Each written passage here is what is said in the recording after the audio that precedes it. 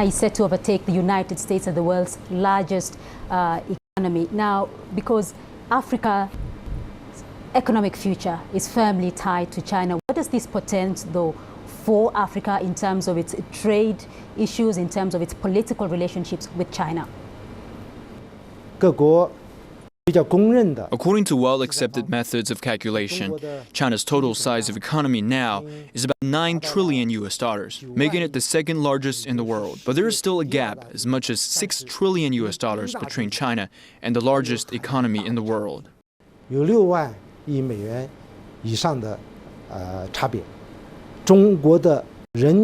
China's per capita GDP is just a bit over $6,000, which is behind about 80 countries in the world. And by the standards of the World Bank, we still have 200 million people living in poverty. So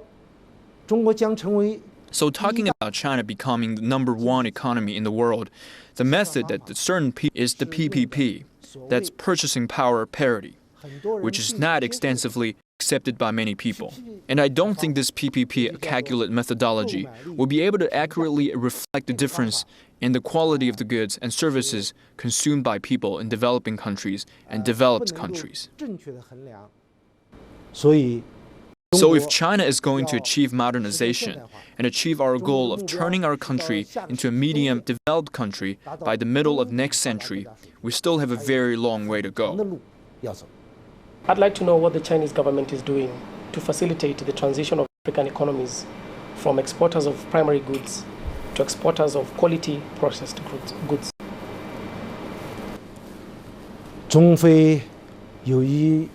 Ours is a time-honored friendship between China and Africa. China shows sympathy and support for African countries' struggles for the national independence in providing assistance to Africa. What we hope to see is not for the African countries to become highly dependent on Chinese assistance.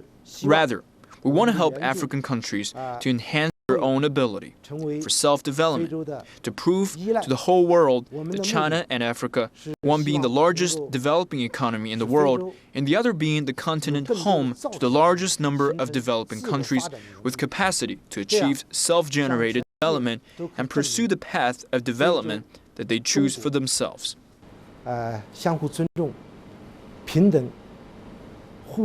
Looking ahead, I believe our cooperation needs to be continuously based on mutual respect, equality, and mutual benefit. We hope to see further growth in the manufacturing sector in African countries, in particular, labor-intensive industry, to generate more local jobs, especially for local young people.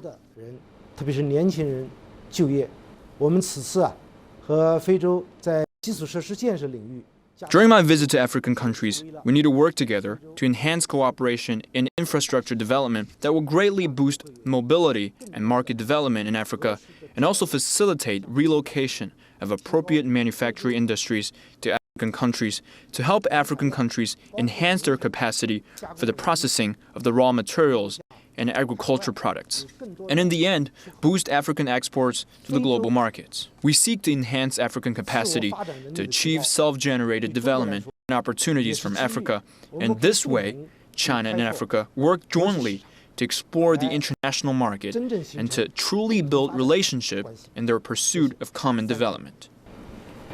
I'm the managing editor of the People Daily of the Media Max Group. It's an honor to hold this interview with you. I would like to know your view on China-Africa media relationship and in connection to China-Africa partnership. Today I'm taking this special trip to CCTV Africa because this is the first overseas station established by CCTV, and more importantly, this is the station where there is coverage of the activities of our African brothers and sisters with whom we enjoy very deep friendship. I'm happy to see during the visit there's very joyful cooperation between Chinese and African employees. I'm happy to learn that CCTV Africa embraces the vision of seeing Africa from an African perspective and reporting Africa from the viewpoint of Africa. That is, we want to have objective and fair coverage of whatever is taking place on the African continent.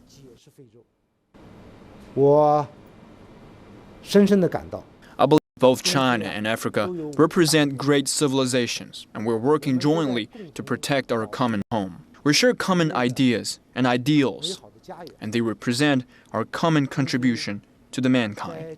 Last but not least, I want to express a hope to CCTV Africa. That is, I hope you will make more such production of these programs, covering Africa in the future. And also let me give you my promise here. That is, when I go back home, I'll certainly make time to completely watch this spectacular program you made about the animal migration in Africa. It truly reflects the great biodiversity and also the colorful views in the migration.